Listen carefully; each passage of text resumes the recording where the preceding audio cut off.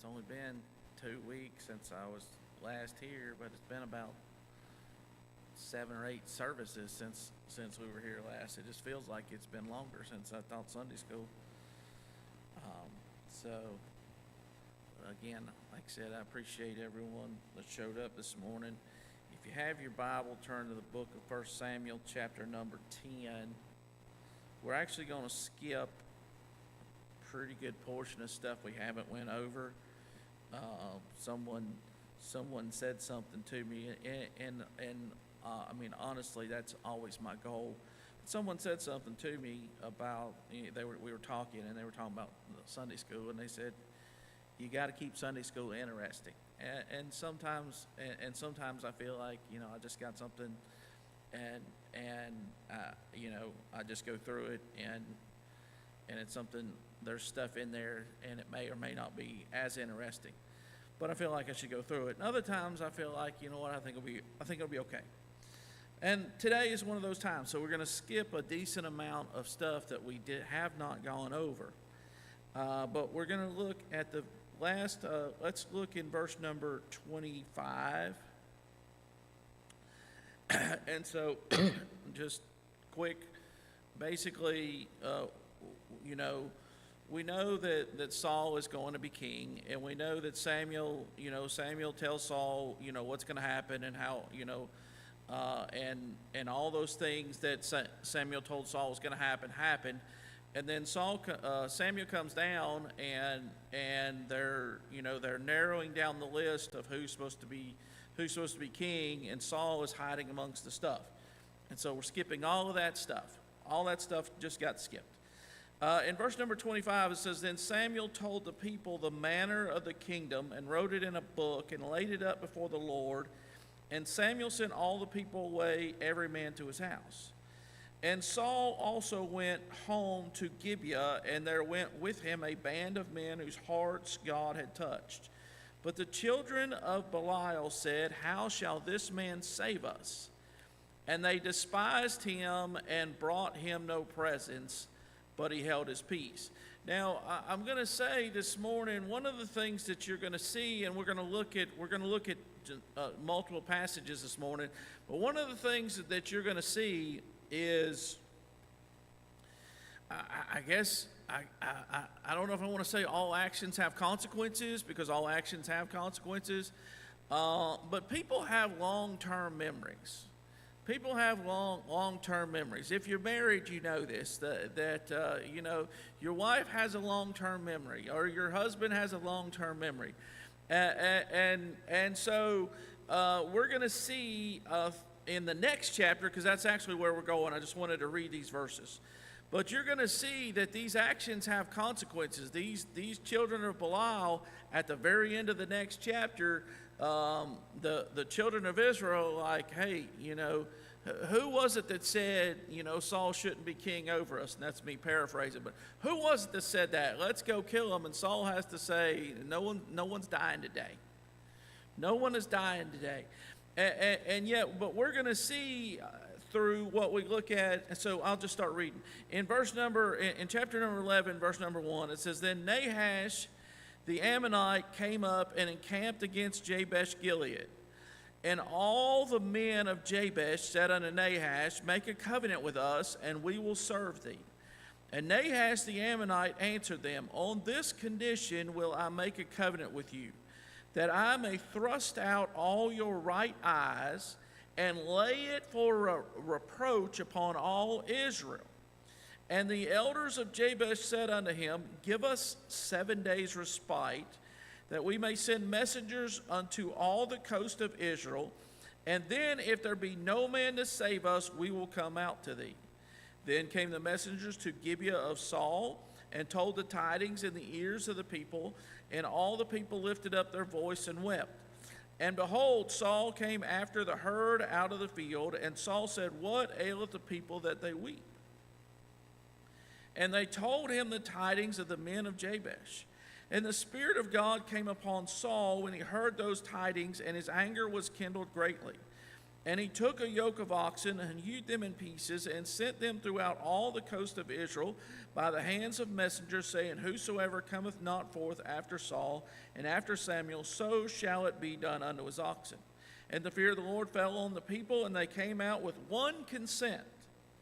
And when he numbered them in Bezek, the children of Israel were 300,000, and the men of Judah 30,000. They said unto the messengers that came, Thus shall ye say unto the men of Jabesh Gilead, Tomorrow, by that time the sun be hot, ye shall have help. And the messengers came and showed it to the men of Jabesh, and they were glad. Therefore the men of Jabesh said, Tomorrow we will come out unto you, and ye shall do with us all that seemeth good unto you. And it was so on the morrow that Saul put the people in 3 companies, and there came into the midst of the host in the morning watch, and slew the Ammonites until the heat of the day. And it came to pass that they which remained were scattered, so that the 2 of them were not left together. And the people said unto Samuel, Who is he that said, Shall Saul reign over us? Bring the men that we may put them to death. And Saul said, There shall not a man be put to death this day, for today the Lord hath wrought salvation in Israel. Then said Samuel to the people, Come and let us go to Gilgal and renew the kingdom there. And all the people went to Gilgal, and there they made Saul king before the Lord in Gilgal, and there they sacrificed sacrifices of peace offerings before the Lord, and there Saul and all the men rejoiced greatly. So now, again, so we know that Saul has been chosen king. He's been announced to the children of Israel by Samuel that he's going to be king. But now God is going to use this as an opportunity for him to basically establish his kingdom and set himself up. And it's one of the things that Samuel's going to bring up in the next chapter was that when Nahash, whenever the king of Ammon came against him, the children of Israel, instead of crying out to God for help, they cried for a king. And so now here is Nahash, and he's going to come up, and he chooses Jabesh Gilead. And so if you remember, and if you want to turn back to the book of Judges, in Judges chapter number 21, in Judges chapter number 21, and actually the story happens before Judges chapter number 21, but in Judges chapter number 21, the men of Jabesh Gilead are called out. And so what happens is in Judges chapter number 19 is the Levite that is on his journey home, and he stops in, and his concubine gets abused, and most of y'all know that story, but his concubine gets abused, and he comes out the next morning, and it's one of the worst stories you read in the Bible, at least in my opinion. One of the worst stories you read in the Bible, one of the most heartless stories you read in the Bible. If you look in 19:27, it says, Our Lord rose up in the morning and opened the doors of the house and went out to go his way. And behold, the woman, his concubine, was fallen down at the door of the house, and her hands were upon the threshold. And he said unto her, Up and let us be going. Now, she's already been abused all night long by these men and the Benjamites. And here he just says, Come on, let's go. But she's not getting up, and so she dies. And he goes and he cuts her up into 12 pieces, or probably 11 pieces, and sends her out throughout the whole nation of Israel. And so the nation they come together, and they come together in verse number 1 of chapter 20. They come together as one man from Dan to Beersheba. So they come together and they fight against Benjamin. And the children of Israel lost a lot of men, and then the Benjamites were destroyed all the way down to 600 men. They're destroyed all the way down to 600 men. Well, you get to chapter number 21, and we'll read verse number 1. It says, Now the men of Israel had sworn in Mizpah, saying, There shall not any of us give his daughter unto Benjamin to wife. And the people came to the house of God and abode there till even before God, and lifted up their voices and wept sore, and said, O Lord God of Israel, why is this come to pass in Israel, that there should be today one tribe lacking in Israel? Now, again, the problem was sin. The answer to that is the problem was sin. The problem was what those men wanted to do, and it wasn't what they wanted to do to his concubine. That was not who they asked for. In verse number 23 and 19, it says, and the house. Let me read the previous verse 22. It says, "Bring forth the man that came into thine house, that we may know him." So just like the men of Sodom and Gomorrah, here are these men saying, "Hey, bring forth the man." And the man of the house, he says, "I have a daughter." Verse 24, "Behold, here's my daughter, a maiden, and his concubine. Them will I bring out now, and humble ye them." I mean, it's a terrible story. It's a horrible story when you read it. And so because of that, because of sin, the anger of the children of Israel was stirred up against their brother Benjamin. And so here in chapter number 21, it says, "It came to pass on the morrow that the people rose up early and built there an altar and offered burnt offerings, peace offerings. And the children of Israel said, Who is there among all the tribes of Israel that came not up with the congregation of the Lord? For they had made a great oath concerning him that came not up to the Lord to Mizpah, saying, He shall surely be put to death. And the children of Israel repented them for Benjamin their brother, and said, There is one tribe cut off from Israel. How shall we do for wives for them that remain, seeing we have sworn by the Lord that we will not give them our daughters to wives? And they said, What one is there of the tribes of Israel that came not up to Mizpah to the Lord? And behold, there came none of the camp from Jabesh Gilead to the assembly. For the people were numbered, and behold, there were none of the inhabitants of Jabesh Gilead there. And the congregation sent thither 12,000 men and the valiantest, and commanded them, saying, Go and smite the inhabitants of Jabesh Gilead with the edge of the sword, with the women and the children. And this is the thing that ye shall do. Ye shall utterly destroy every male and every woman that hath lain by man. And they found among the inhabitants of Jabesh Gilead 400 young virgins that had known no man by lying with any male. And they brought them unto the camp to Shiloh, which is in the land of Canaan. I'm going to stop reading right there. So you see, here is the people of Jabesh Gilead, and all of Israel is called, and there's a lot of similarity here, because the Levite cuts up his concubine and sends her throughout the land, and Saul is going to end up cutting up a yoke of oxen and sending them throughout the land. But they're calling all Israel, and the men of Jabesh Gilead said, it's not our problem. It's not our problem. It's not our fight. Why should we care? Well, you know what? I mean, what's the big deal? I mean, it's one man, one concubine. Why do we care? And the men of Israel's like, no, it's not one man, one concubine. It's a sin. It's a stain on the nation, is what it is. It's a terrible stain, and God is going to judge us for what happened right there. And so they send them up to fight. And now here these men of Jabesh Gilead said, yeah, we're not going to go. We're not going to go. And so, I mean, you think about all the people of the nation of Israel that passed away in this fight, and some of they said, well, maybe had they shown up, maybe so many men wouldn't have died. But for whatever reason, they decided not to come and partake in that battle, and so they were judged quite harshly, because it looks like they took out all the men of Jabesh Gilead and all the women except for these 400 virgin girls. And they're given to Benjamin, and we're not going to go into that part of the story. But now they've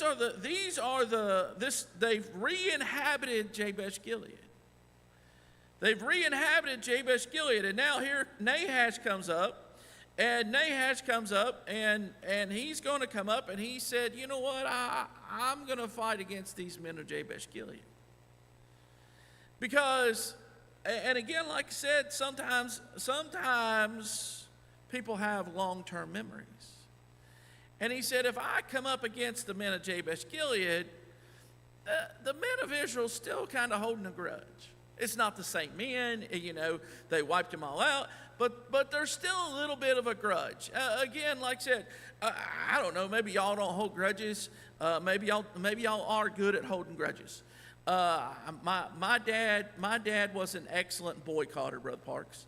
He was an excellent boycotter, and if you knew my dad, like food was top of mind.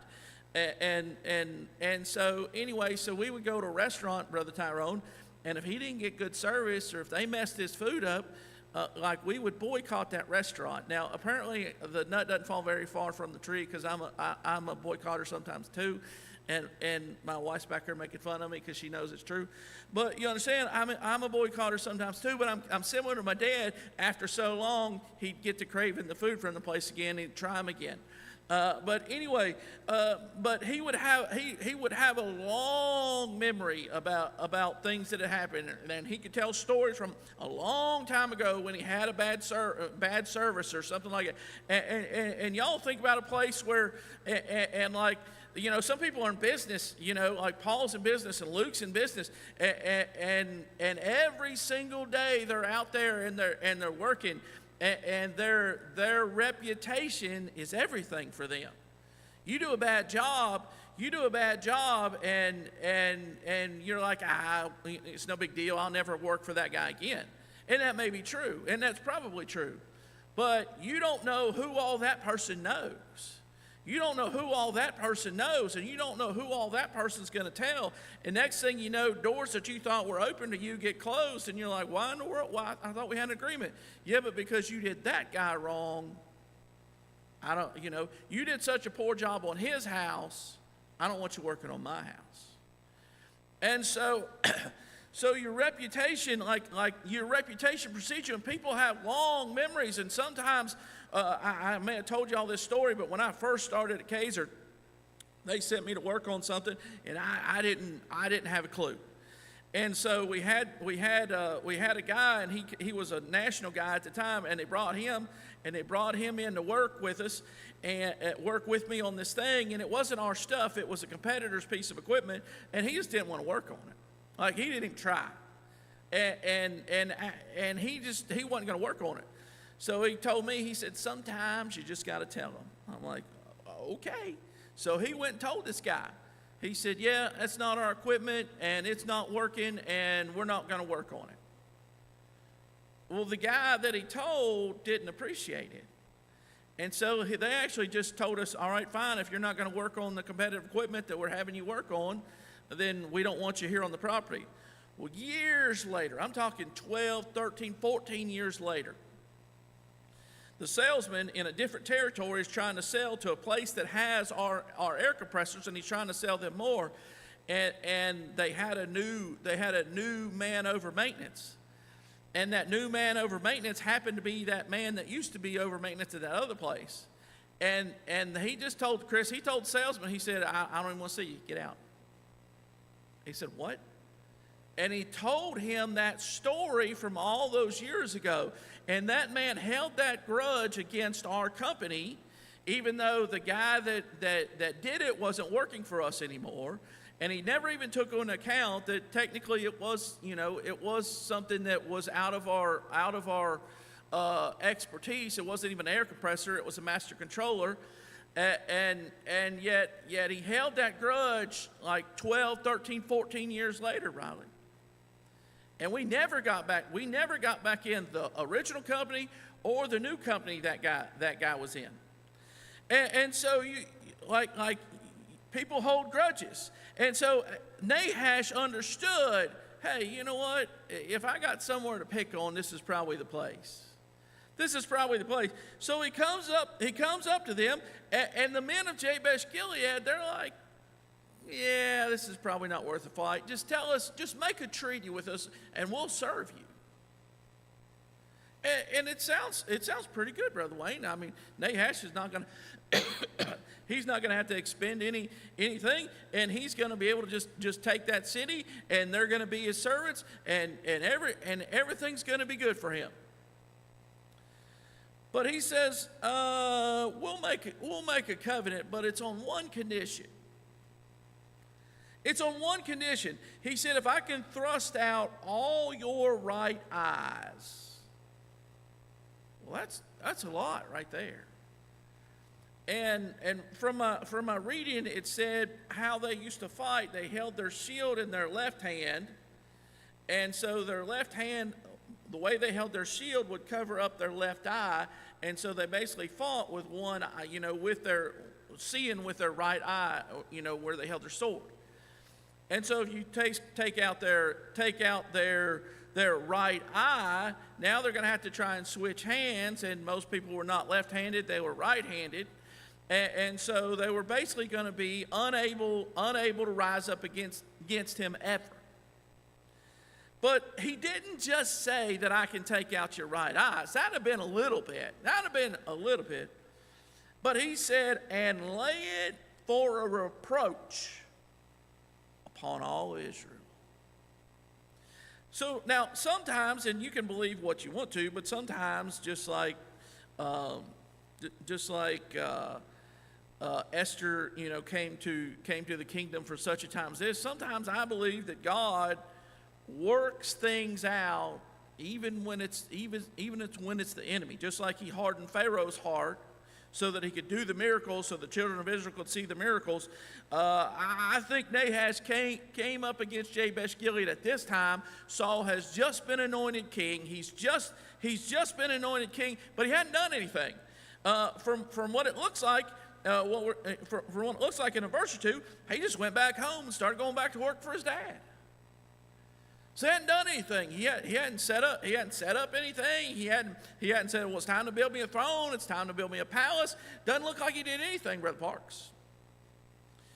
And God said, well, I got a way that I'm gonna establish Saul as king. And so he says, I'm gonna nudge Nahash just a little bit, and he's gonna go up against the men of Jabesh Gilead, and he's gonna make a request.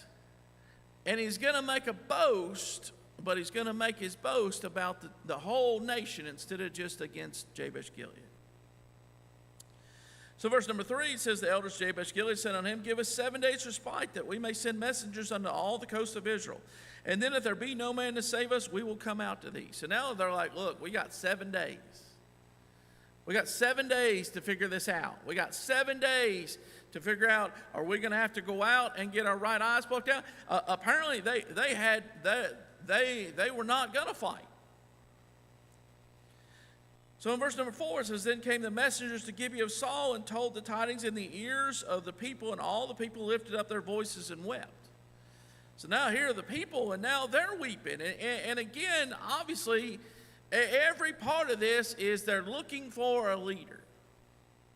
They're looking for a leader. Now, they had a leader in Samuel. They had a judge in Samuel, but they had rejected him, and now Saul is their leader. And so now they're weeping, and again, like I said, to me, it's God putting these things in order. It's God putting these things in place. And so verse number 5, and behold, Saul came after the herd out of the field, and Saul said, what aileth the people that they weep? So now here he is, and he hears the people weeping. He says, what in the world is going on? Why are all these people crying? And they told him the tidings of the men of Jabesh. So now he hears it, and again, this is early on. In the next few chapters, this is not the Saul that we're going to know. But in this part right here, in verse number 6, it says that the Spirit of God came upon Saul. So here he is, he walks out, he's the king, but he's just been working in the field. He hasn't been doing anything to really, establish his kingdom. And God brings up a situation so that the children of Israel are looking for a leader. They're just sitting around crying. And I'm gonna sound like a man right here, but what good's crying do you? What good does crying do you? You can sit around and cry all you want to, but it's not fixing your problem. So you got to do something, and crying's not going to fix your problem. But these people are just sitting around crying, and Saul comes out and he's like, what is ailing the people? And so they tell him, and in verse number 6 says, the Spirit of God came upon him. And when he heard those tidings, and his anger was kindled greatly. Now I'm going to also say this, there are times to be angry. There are times to be angry. I imagine most of us got angry this week over what happened in Utah. There are times to be angry. There are times to be angry, and the Spirit of God came on him, and he didn't get happy. He didn't. It doesn't say he got joyful. It doesn't say it says he got angry, and there are times for that. And so it says, and his anger was kindled greatly. And look at what he does. That's why I referenced the earlier passage. And he took a yoke of oxen and hewed them in pieces and sent them throughout all the coast of Israel by the hands of messengers, saying, whosoever cometh not forth after Saul and after Samuel. Now, again, like I said, we're kind of laying the groundwork here because this is the beginning of his kingdom. And he's really doing everything right here, Brother Wayne. He's doing it right. He hears this thing, and I don't want to say he waited because it just kind of happened, but he waited for the Spirit of the Lord to come upon him. And if you're going to make a decision, sometimes we're angry and we're angry in the flesh. Sometimes we get angry and we're angry in the flesh. Sometimes we respond, but it's our flesh that's responding, not the Spirit. And so he responds after the Spirit of God comes upon him. Then he says, whosoever cometh not forth after Saul and after Samuel. So at the beginning of his kingdom, he said, you know what? I can't do this. I can't do this alone. I can't do this by myself. If I do this by myself, I'm going to mess it up. So I'm going to make sure that Samuel is never that far away. And because the people have so much respect for Samuel that even though I'm king, and again, if you remember, Samuel told him later, when you were little in your own eyes, even though I'm king, I'm not capable of doing these things. And I want Samuel to help me. So he said, whosoever cometh not forth after Saul and after Samuel, so shall it be done unto his oxen. Now, he didn't threaten the people. He didn't threaten the people with their life. He didn't say, hey, if you don't come up, like years ago, they didn't come up, then we're going to wipe out your city or whatever of the men. That's not what he said. He said, but I'm going to take your oxen. And we're going to hew your oxen. We're going to cut them up. And the fear of the Lord fell on the people, and they came out with one consent. Now, again, here it is, and they were looking for a king. They were looking for a king. They were looking for someone to not just be a king, but they were looking for a king that would go out and fight against their enemies. And now God has allowed Nahash to come up, and now Saul in chapter number 11 completely passes the test 100% with flying colors. It's not going to stay that way. It's not going to stay that way. But in chapter number 11, you can't really find anything that Saul does wrong. And so the people come out with one consent. They're like, this is what we've been waiting for. This is what we've been looking for. Here is a man that is willing to fight our battles, and we're going to fight with him. And they come out with one consent. I'll be honest with you, it's hard to. If you ride in my vehicle on the way home from church some nights, and you're like, hey, y'all want something to eat? Where do you want to go? Sometimes, if there's 4 people in the car, there's 4 opinions on where they want to eat. Only one of them really matters, but you understand, like there's 4 opinions on where they want to eat. You take a church, and a lot of times we vote unanimous, but I'd say sometimes some people are like, I'm just voting because everyone says yes. Again, it's hard to get one consent out of a family. It's hard to get one consent out of a in work. In work, sometimes it'll be like, hey, what do y'all want to do? And one guy says this, another guy says this, another guy says this, and now you got, some people like his opinion, some people like his opinion, some people like his opinion, and someone just got to be the boss and say, this is what we're going to do. But here, God has put it in their hearts to follow Saul, and they're going to follow Saul, and they follow him with one consent. And anytime, if you want the times that you're going to be best, if you're running a company, if you're running your household, when you're all in one consent, it just goes a lot smoother. If you're not with one consent, someone's pulling over here, someone's pulling over here, another guy's pulling in another direction, and you can't get anything done. But if you're all in one consent, you're all in one agreement, and you're all pulling in the same direction, you get something done. And when, verse number 8 says, and when he numbered them in Bezek, the children of Israel were 300,000, and the men of Judah 30,000. So now there's 330,000 men to show up with one consent.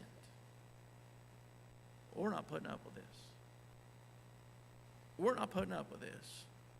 And Nahash really messed up whenever he said, lay it for reproach upon all Israel, because all Israel said, oh yeah, I don't think so.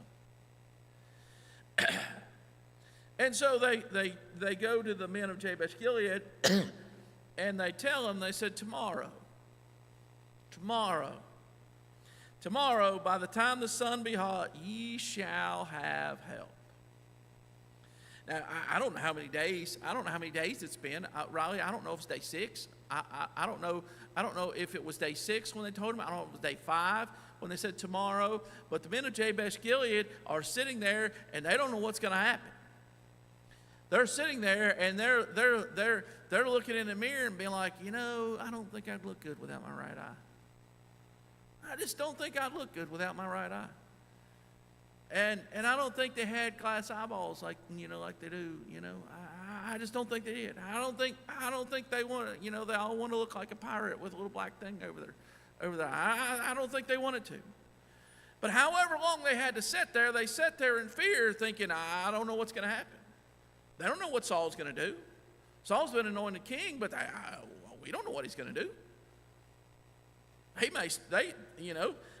Yes, technically they have to kind of be related, because these 400 young virgins from Jabesh Gilead were given to the Benjamites, and the Benjamite is who Saul was. So yes, they were kind of related in some manner, but you understand, they don't know what Saul's going to do. And so they sit there and wait, and then the answer comes, tomorrow. By the time the sun comes up, you're going to have help. So verse number 10, the men of Jabesh Gilead said, hey, somebody go tell Nahash, we will come out unto you, and ye shall do with us all that seemeth good. So it almost appears like it was day 6, because they said tomorrow, and he said 7 days for spite. So it almost appears like for 6 days they sat there wondering and waiting. But on this one they said, all right, go tell him we're coming out tomorrow. And ye shall do with us all that seemeth good unto you. And that was a lie. In verse number 11 it says, and it was so on the morrow that Saul put the people in 3 companies. So they had 330,000 men, so 110,000 over here, 110,000 over here, and 110,000 over here. That's an assumption, but you get it, divided by 3. So they got 3 companies. And they said, all right, boys, we're not just fighting for the men of Jabesh Gilead. We're fighting for Israel and Israel's God. And never forget, every time they fought for themselves, it was a problem. But when they fought for the Lord, now, and again, sometimes it didn't go good to start off. Sometimes there's sin in the camp. Sometimes there's stuff going on, and God has to deal with that stuff. But when they lose their focus, it's a problem. But this time they didn't lose their focus. And it says, and so on the morrow that Saul put the people in 3 companies, and they came in the midst of the host in the morning watch, and slew the Ammonites until the heat of the day. And it came to pass that they which remained were scattered, so that 2 of them were not left together. So they take off fighting the 330,000 men. I don't know how many people the Ammonites were, but it wasn't enough to handle what Saul brought to the table. And so they fight from the morning until the heat of the day, and by the heat of the day, there wasn't 2 together. It was one over here and one over here and one over here, and they were probably all, turned around, and all you were seeing were the backsides because they wasn't fighting anymore because they realized we're not winning this battle. And so in verse number 12, they've just had this victory. They've just defeated them. They've saved the men of Jabesh Gilead. Verse number 12, and said, the people said unto Samuel, who is he that said, shall Saul reign over us? Bring the men that we may put them to death. He said it to Samuel. And Samuel said, let me just see what Saul does. I'm just going to give him an opportunity. If you have children, every one of us have done this with our children. Riley, you can step in and make a decision for your children, but sometimes you just have to throw your hands up and say, oh, well, I did my best, but let me see what's going to happen here. And so here's they say it to Samuel. And Saul, in verse number 13, Saul said, there shall not a man. Now, it says that these men were men of Belial. They weren't good men. But Saul said that's not today. That's not for today. Because we know whenever the Spirit of God is no longer on Saul and that evil spirit is on Saul, it's not even men of Belial that he's bothered about. It's David, a man after God's own heart. So it's not always going to be this way. But in chapter number 11, he said, not today, boys. For today the Lord hath wrought salvation in Israel. Boys, today, God has shown himself, and he's given credit. He's given the credit where credit is due. In just a couple chapters, he's not even fighting for God anymore. He's trying to be avenged of his enemies. He's not even fighting for God anymore. They're his enemies, not the Lord's enemies. But today. And so in verse number 14, then said Samuel to the people, come, and let us go to Gilgal and renew the kingdom there. And all the people went to Gilgal. And there they made Saul king before the Lord in Gilgal. And there they sacrificed sacrifices of peace offerings before the Lord. And there Saul and all the men of Israel rejoiced greatly. So now here they are, and they've just won this great victory, and in their mind, I'm sure they thought it's always going to be this way. And I thought about as I read this chapter, and when you're studying for Sunday school, you're reading all the chapters, and you know how it's gonna what's gonna occur later. And I looked at that, and I said, it's really a shame if the highlight of anything you do is the first time. That's not a good thing. If the highlight of your marriage is your wedding day, Brother Parks, there's a whole lot more to marriage than just your wedding day. I mean, I've been married 27 years. Be 28, I think, this year. Yeah, 28. Be 28 this year in October. And the highlight of my marriage is on Abutment Road, standing there waiting for my wife to walk down the aisle, if that's the highlight, that's not a good thing. If the highlight of your church experience at Concord Baptist Church is the day you joined, that's not a good thing. I mean, it's a good thing that you enjoyed that day. But there has to be more. And the people, right now, they're having a wonderful time. Saul is having a wonderful time. He's loving life right now. It's wonderful. God made me king, and I didn't think I was worthy to be king, but now I'm king. And I called these people. We called the people, and they all came out with one consent, and we went and fought, and the Lord caused us to have a great victory that day. But unfortunately, it's almost all downhill from here. Now Saul's going to fight. They're going to win battles. They're going to lose battles. They're going to win a bunch of battles. But it's never going to be as good as what it was this day. A couple other things I want you to see. In 1 Samuel chapter number 31, 1 Samuel chapter number 31, Saul and Jonathan have been slain. In verse number 11, that's chapter 30. In verse number 11, it says, "And when the inhabitants of Jabesh Gilead heard of that which the Philistines had done to Saul, all the valiant men arose and went all night, and took the body of Saul and the bodies of his sons from the wall of Bethshan, and came to Jabesh and burnt them there. And they took their bones and buried them under a tree at Jabesh and fasted 7 days." What I said at the beginning about how things you do, people don't forget.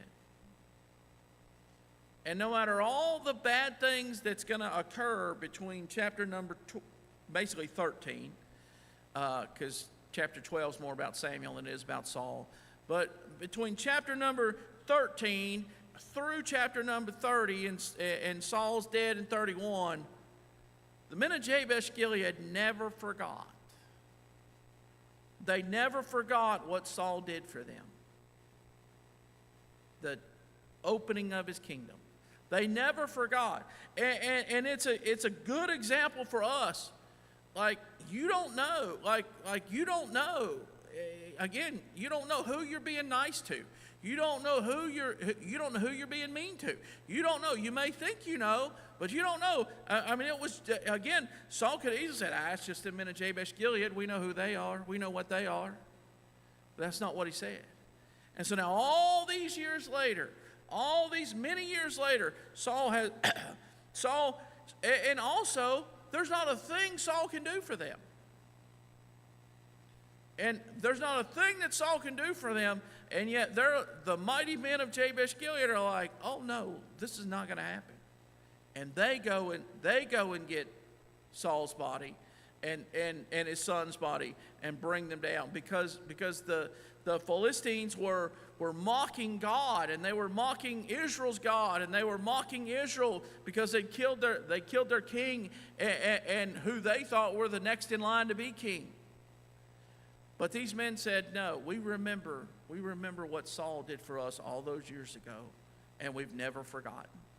Thank you.